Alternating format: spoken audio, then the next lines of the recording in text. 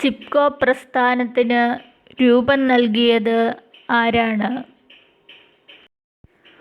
ഉത്തരാഖണ്ഡിലെ ചമോലി ജില്ലയിലെ മണ്ഡൽ ഗ്രാമത്തിൽ 1973 വനനശീകരണത്തിനെതിരെ രൂപം കൊണ്ട സംഘടനയാണ് ചിപ്കോ പ്രസ്ഥാനം.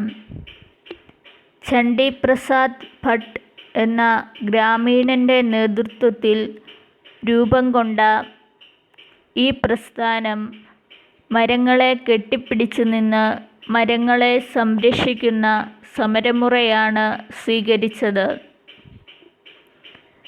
ചിപ്കോ എന്ന വാക്കിൻ്റെ അർത്ഥം കെട്ടിപ്പിടിക്കുക എന്ന് ആണ്.